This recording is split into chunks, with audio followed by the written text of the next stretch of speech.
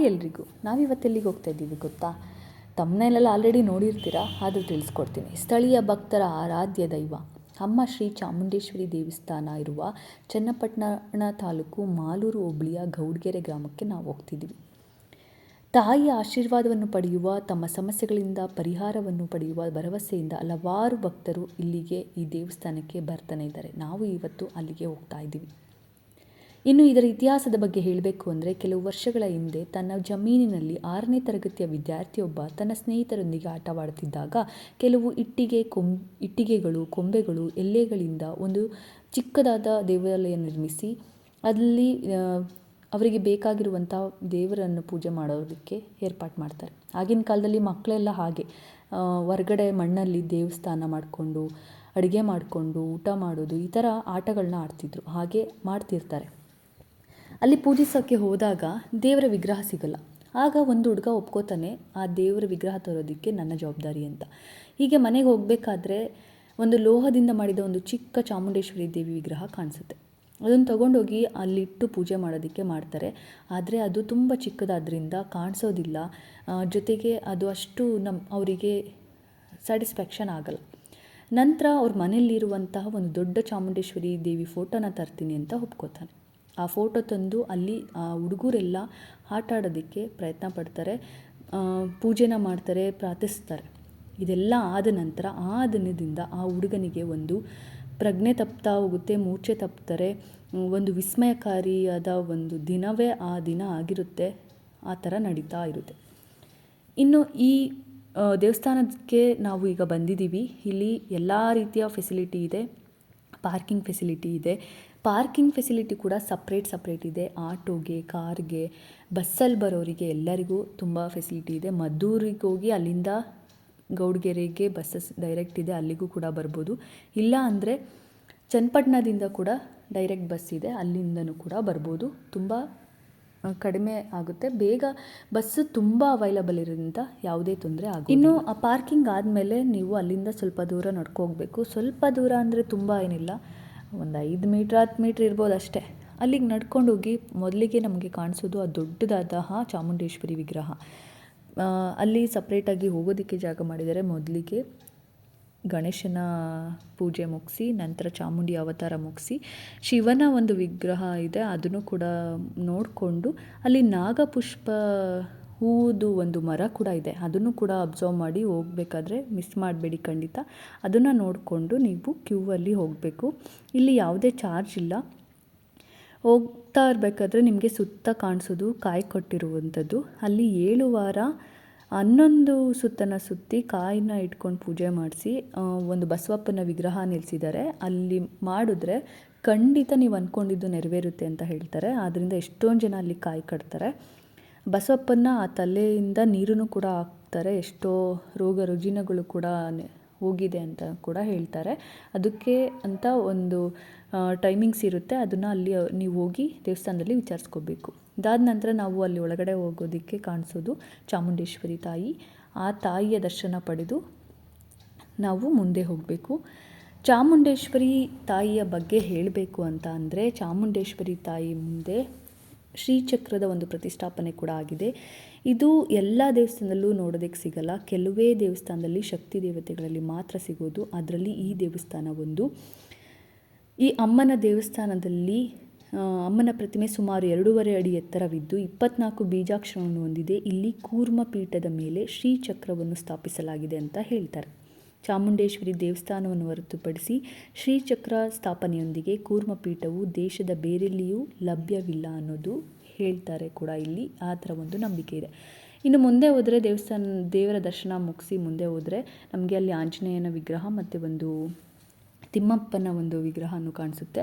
ಅಲ್ಲಿ ಕಾಯಿನ್ನ ಅಂಟಿಸಿದ್ರೆ ನೀವು ಅಂದ್ಕೊಂಡಿದ್ದು ನೆರವೇರುತ್ತೆ ಅಂತ ಒಂದು ನಂಬಿಕೆ ಇದೆ. ಅದನ್ನು ಕೂಡ ಮುಗಿಸ್ಕೊಂಡು ತೀರ್ಥ ಹೂವನ್ನು ತಗೊಂಡು ಮುಂದೆ ಹೋಗಬೇಕು. ಆವಾಗ ಈ ದೊಡ್ಡದಾದ ವಿಗ್ರಹ ಕಾಣಿಸುತ್ತೆ. ಆ ಥರ ಫೆಸಿಲಿಟಿ ಮಾಡಿದ್ದಾರೆ. ಅಲ್ಲಿಗೆ ಹೋಗಿ ನೀವು ಬೇಕು ಅಂದರೆ ಫೋಟೋಸ್ ಎಲ್ಲ ತೊಗೋಬೋದು. ಆ ಸುತ್ತ ನೀವು ಮೆಟ್ಟಲು ಹತ್ತಬೇಕಾದ್ರೆ ನಿಮಗೆ ಕಾಣಿಸೋದು ದಶ ಅವತಾರದ ವಿಷ್ಣುವಿನ ರೂಪ. ಅದನ್ನು ನೋಡಿಕೊಂಡು ಮುಂದೆ ಹೋಗಿ ಚಿಕ್ಕದಾದ ಒಂದು ಚಾಮುಂಡೇಶ್ವರಿ ತಾಯಿ ವಿಗ್ರಹ, ದೊಡ್ಡದಾದ ಅತಿ ದೊಡ್ಡದಾದ ಒಂದು ಮಿಶ್ರ ಲೋಹಗಳಿಂದ ಕೂಡಿದ 18 ಕೈ ಹೊಂದಿರುವ 61 ಅಡಿ ಎತ್ತರದ ಚಾಮುಂಡೇಶ್ವರಿ ದೇವಿಯ ವಿಗ್ರಹ ಕಾಣಿಸುತ್ತೆ. ಇದರ ಕೆಳಗಡೆ ನಿಮಗೆ ಪರಂಪರೆ ಅಂತ ಒಂದು ಮ್ಯೂಸಿಯಂ ಕೂಡ ಮಾಡಿದ್ದಾರೆ. ಅದ್ರ ಒಳಗಡೆ ಹೋಗೋದಂತೂ ಮಿಸ್ ಮಾಡಲೇಬೇಡಿ. 50 ರೂಪಾಯಿ ಟಿಕೆಟ್ ಚಾರ್ಜ್ ಮಾಡ್ತಾರೆ ಒಬ್ರಿಗೆ ಅಂತ ಹೇಳಿ. ತುಂಬ ಚೆನ್ನಾಗಿದೆ. ಹಳೆ ಕಾಲದಲ್ಲಿ ನಾವೆಲ್ಲ ಓದ್ತಿರ್ಬೇಕಾದ್ರೆ ನೋಡ್ತಿದ್ವಿ, ಚಪ್ಪಲಿ ಹೊಲಿಯೋರು ಮತ್ತು ಬಟ್ಟೆ ಹೊಲಿಯೋರು, ರೇಷ್ಮೆ ನೇಯೋರು, ಈ ಥರ ಎಲ್ಲ ಅದು ಎಲ್ಲವನ್ನು ಅಲ್ಲಿ ಒಂದು ಗೊಂಬೆಯ ರೀತಿ ಮಾಡಿ ಇಟ್ಟಿದ್ದಾರೆ. ತುಂಬ ಅದ್ಭುತವಾಗಿದೆ. ಶಿವಲಿಂಗನ 12 ಶಿವಲಿಂಗಗಳು ಎಲ್ಲೆಲ್ಲಿದೆ ಅದನ್ನು ಇಟ್ಟಿದ್ದಾರೆ. ಎಲ್ಲ ಸ್ವಾಮೀಜಿಗಳ ಫೋಟೋ, ಹಳೆ ಕಾಲದ ಮಡಿಕೆಗಳು, ಹಳೆ ಕಾಲದಲ್ಲಿದ್ದಂತಹ ಅಂಗಡಿಗಳು, ದಿನಸಿ ಅಂಗಡಿ, ಈ ಥರ ಎಲ್ಲವನ್ನು ಅಲ್ಲಿ ಅವರು ಗೊಂಬೆ ರೀತಿ ಮಾಡಿಟ್ಟಿದ್ದಾರೆ. ಮತ್ತು ಚಾಮುಂಡೇಶ್ವರಿಯ ಅವತಾರ, ಸಪ್ತ ಮಾತೃಕೆಗಳು ಎಲ್ಲವನ್ನು ಇಟ್ಟಿದ್ದಾರೆ. ತುಂಬ ಅದ್ಭುತವಾಗಿದೆ, ತುಂಬ ಚೆನ್ನಾಗಿದೆ. ಅಲ್ಲಿಗೆ ಹೋಗೋದಂತೂ ಖಂಡಿತ ಮಿಸ್ ಮಾಡಬೇಡಿ ಅಂತ ಹೇಳ್ತೀನಿ. ಇದನ್ನೆಲ್ಲ ನೋಡಿಕೊಂಡು ಇನ್ನು ಅಲ್ಲಿ ಬಸವಪ್ಪ ಕೂಡ ಇದೆ. ಬಸವಪ್ಪನ ಬಗ್ಗೆನೂ ಕೂಡ ಹೇಳೋದಾದರೆ, ಬಸವಪ್ಪ ನಾವು ಹೋದಾಗ ಅಲ್ಲಿ ಇರಲಿಲ್ಲ. ತುಂಬ ಅದ್ಭುತ ಪವಾಡಗಳನ್ನೇ ಬಸವಪ್ಪ ಕೂಡ ನಡೆಸ್ತಾರೆ ಅಂತಲೇ ಹೇಳ್ಬೋದು. ಯಾಕಂದರೆ ಈ ಹುಡುಗನಿಗೆ ದೇವ್ರು ಬಂದಾಗ ಬಸವಪ್ಪನಿಗೆ ದೇವ್ರು ಬರಲ್ಲ. ಅಟ್ ಎ ಟೈಮ್ ಇಬ್ರಿಗೂ ಅದು ಆಗಲ್ವಂತೆ. ಆ ಥರ ಹೇಳ್ತಾರೆ ಇಲ್ಲಿ. ಬಸವಪ್ಪನ ಬಗ್ಗೆ ಹೇಳಬೇಕಂದ್ರೆ ಭಕ್ತರನ್ನು ದಾಟಿಸೋದು, ಭಕ್ತರಿಗೆ ಪಾದವನ್ನು ಕೊಡೋದು, ಆಶೀರ್ವಾದ ಮಾಡೋದು, ದೇವರ ದೇವಸ್ಥಾನವನ್ನು ಪುನರುಜ್ಜೀವನಗೊಳಿಸೋದು, ಭಕ್ತರ ಕಷ್ಟಗಳನ್ನು ನಿವಾರಿಸೋದು, ಮತ್ತು ದೇವಾಲಯದ ದೀಕ್ಷೆಗಾಗಿ ಹೊಸ ಅರ್ಚಕರನ್ನು ಪಡೆಯೋದು. ಅದು ಸುತ್ತಮುತ್ತ ಊರಿಗೆಲ್ಲ ಹೋಗಿ ಅರ್ಚಕರನ್ನ ಪಡೆಯೋದಕ್ಕೆ ಹೆಲ್ಪ್ ಮಾಡುತ್ತೆ. ಸಮಾಜದ ಏಳಿಗೆ ಮತ್ತು ಜನರ ಕಲ್ಯಾಣಕ್ಕಾಗಿ ಪವಾಡಗಳನ್ನು ಸೃಷ್ಟಿಸೋದು. ಚಾಮುಂಡೇಶ್ವರಿ ಅಮ್ಮ ಬಸವಪ್ಪನ ರೂಪದಲ್ಲಿ ಜನರಲ್ಲಿ ಹಗಲಿರುಳು ಸಮಾಜಕ್ಕೆ ತನ್ನ ಸೂಚನೆಯೊಂದಿಗೆ ಚೈತನ್ಯ ತುಂಬುತ್ತಾ ಬಂದಿದೆ ಅಂತಲೇ ಹೇಳ್ತಾರೆ. ಮದುವೆ, ಮಕ್ಕಳಿಲ್ಲದಿರೋದು, ಮಕ್ಕಳವರ ಅನೇಕ ಕಲಹಗಳಿಗೆ ಮುಂದಿನ ಬಲಗಾಲಿಂದ ಆಶೀರ್ವಾದ ಮಾಡುತ್ತೆ. ವಿವಾದಗಳನ್ನು ನ್ಯಾಯಯುತವಾಗಿ, ಶಾಂತಿಯುತವಾಗಿ, ನಿಷ್ಪಕ್ಷಪಾತವಾಗಿ ನಿರ್ಣಯಿಸೋದು, ಕುಡುಕರಿಗೆ ಮಾಟಮಂತ್ರ, ಪಾರಮಾರ್ಥಿಕ ಸಮಸ್ಯೆಗಳಿಗೆ ಪರಿಹಾರಗಳನ್ನು ಒದಗಿಸೋದು. ಗ್ರಾಮದಲ್ಲಿ ಸುಮಾರು 75 ವರ್ಷಗಳಿಂದ ಸ್ಥಗಿತಗೊಂಡಿದ್ದ ಬಸವೇಶ್ವರ ದೇವರ ಕೊಂಡ ಮಹೋತ್ಸವವನ್ನು 2010ರಲ್ಲಿ ಪವಾಡ ಶ್ರೀ ಬಸವಪ್ಪ ಅವರ ನೇತೃತ್ವದಲ್ಲಿ ಮತ್ತೆ ಪ್ರಾರಂಭಿಸಿದ್ರಂತೆ. ಆದ್ದರಿಂದ ಜನಗಳು ಆ ಗ್ರಾಮದಲ್ಲಿ ಸುತ್ತಮುತ್ತಲಿನ ಊರಿನವರು ತುಂಬ ಬರೋದಕ್ಕೆ ಪ್ರಯತ್ನ ಮಾಡ್ತಾನೆ ಇದ್ದಾರೆ ಅಂತ ಹೇಳ್ತಾರೆ. ಭೂಮಿಯೊಳಗೆ ಅಡಗಿರುವ ದೇವರ ವಿಗ್ರಹಗಳನ್ನು ಗುರ್ತಿಸೋದು, ಈ ಥರ ಎಲ್ಲ ಮಾಡುತ್ತೆ.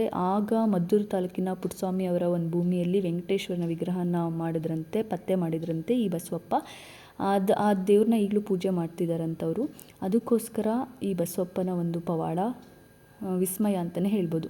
ಭಯಾನಕ ಕಾಯಿಲೆಗಳಿಗೆ ಪರಿಹಾರಗಳನ್ನು ಕಂಡುಕೊಳ್ಳುವಲ್ಲಿ ಭಕ್ತರ ಹರಕೆಯೊಂದಿಗೆ ಅನುಸರಿಸೋದು, ಹರಕೆಯನ್ನು ಮರ್ತೋಗಿದ್ರೆ ನೆನಪಿಸೋದು, ಹರಕೆಯನ್ನು ಪಡೆಯೋದು, ಅವರ ಭಕ್ತರ ಸಂಪೂರ್ಣ ಅರ್ಹತೆ ಅಭಿವೃದ್ಧಿಗಾಗಿ ಹಿಂಜರಿಯದೆ ಅನುಸರಿಸೋದು. ಬಸವಪ್ಪನ ಭಕ್ತರು ಅವರ ಅಡಿಯಲ್ಲಿ ಆಶ್ರಯ, ಆಹಾರವನ್ನು ಹುಡುಕ್ತಿದ್ದಾರೆ ಅನ್ನೋದು ಒಂದು ನಂಬಿಕೆ.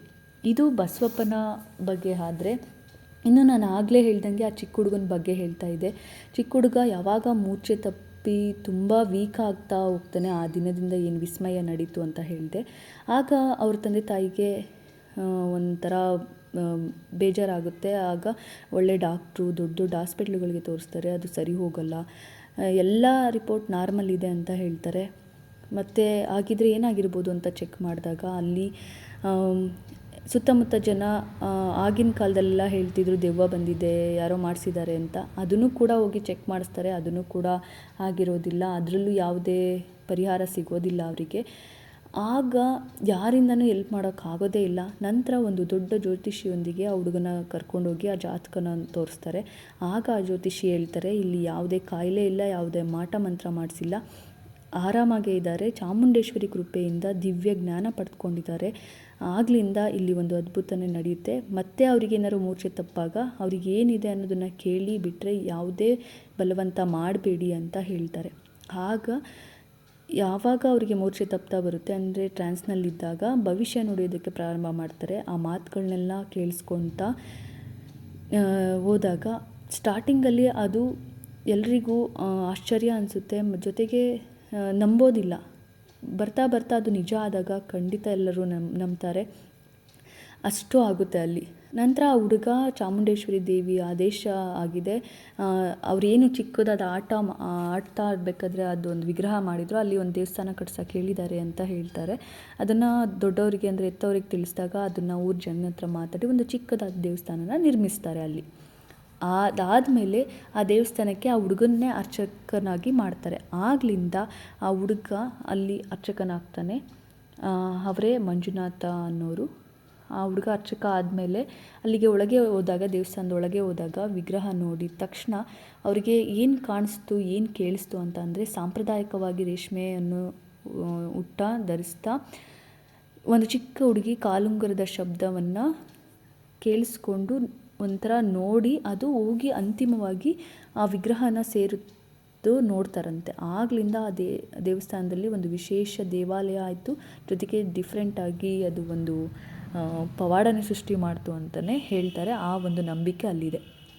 ಇಷ್ಟು ಈ ದೇವಸ್ಥಾನದ ಒಂದು ಇತಿಹಾಸ ಅಂತಲೇ ಹೇಳ್ಬೋದು. ನಾವು ಹೋದಾಗ ಬಸವಪ್ಪ ಇರಲಿಲ್ಲ, ಬೇರೆ ಊರುಗಳಿಗೂ ಅಲ್ಲಿ ಕರ್ಕೊಂಡು ಹೋಗ್ತಾ ಇರ್ತಾರೆ. ಆದ್ದರಿಂದ ಖಂಡಿತ ಹೋದರೆ ಯಾವುದನ್ನು ಮಿಸ್ ಮಾಡದೆ ಹೋಗಿ ಬನ್ನಿ, ನೋಡ್ಕೊಬನ್ನಿ. ಸುತ್ತಮುತ್ತ ಅಂಗಡಿಗಳು ಕೂಡ ಹಳೆ ಕಾಲದ ಅಂಗಡಿಗಳ್ನ ಇಟ್ಟಿದ್ದಾರೆ, ಅದೆಲ್ಲನೂ ನೋಡ್ಕೊಬನ್ನಿ. ಜೊತೆಗೆ ಆ ಮ್ಯೂಸಿಯಮ್ ಹೋಗೋದಂತೂ ಮಿಸ್ ಮಾಡಲೇಬೇಡಿ. ಅಲ್ಲಿಗೂ ಹೋಗಿ ತುಂಬ ವರ್ತಿದೆ ನೀವು ಕೊಡುವಂಥ ದುಡ್ಡಿಗೆ. ಜೊತೆಗೆ ಹಿಂದೆ ಅವರು ಸಪ್ರೇಟಾಗಿ ಊಟ ಫೆಸಿಲಿಟಿ ಕೂಡ ಮಾಡಿದ್ದಾರೆ, ಅಂದರೆ ಅನ್ನದಾಸೋಹ ಕೂಡ ಇದೆ. ಬೆಳಿಗ್ಗೆಯಿಂದ ಸಂಜೆವರೆಗೂ ಕೊಡ್ತಾನೆ ಇರ್ತದೆ. ಪ್ರತಿದಿನ ಈ ದೇವಸ್ಥಾನ ಓಪನ್ ಇರುತ್ತೆ. ಅಲ್ಲಿಗೆ ಹೋದಾಗ ಊಟ ಮಾಡಬೇಕಾದ್ರೆ ಸುತ್ತ ಬರೆದಿರುವಂತಹ ಆ ಕೋಟ್ಸ್ಗಳ್ನ ಓದಿ ಅಷ್ಟು ಚೆನ್ನಾಗಿ ಅವ್ರು ಬರೆದಿದ್ದಾರೆ, ಅದನ್ನು ಕೂಡ ನೋಡ್ಕೊಂಡು ಬನ್ನಿ. ಊಟ ಕೂಡ ಅಷ್ಟೇ ಚೆನ್ನಾಗಿತ್ತು. ಊಟ ಚೆನ್ನಾಗಿತ್ತು ಅನ್ನೋದಕ್ಕಿಂತ ಅದು ದೇವರ ಒಂದು ಏನು ಹೇಳ್ತಾರೆ, ಅನ್ನನ ನಮಗೆ ಅನ್ನಪ್ರಸಾದ ಸಿಕ್ಕಿದ್ದು ಒಂದು ಅದ್ಭುತ ಅಂತಲೇ ಹೇಳ್ಬೋದು. ಅದನ್ನು ತಿಂದ್ಕೊಂಡು ಊಟನೂ ಮುಗಿಸ್ಕೊಂಡು ಅನ್ನಪ್ರಸಾದನೂ ತಿಂದ್ಕೊಂಡು ನಾವು ಸುತ್ತಮುತ್ತ ನೋಡಿಕೊಂಡು ಆ ದೇವಸ್ಥಾನದಿಂದ ವಾಪಸ್ ಹೊರಟಿದ್ದಾಯಿತು. ಖಂಡಿತ ನೀವು ಈ ದೇವಸ್ಥಾನಕ್ಕೆ ಹೋಗೋದನ್ನು ಮರಿಬೇಡಿ. ಎಷ್ಟೋ ಜನ ಆ್ಯಕ್ಟ್ರೆಸ್ಗಳೆಲ್ಲರೂ ಇಲ್ಲಿಗೆ ಬಂದಿದ್ದಾರೆ.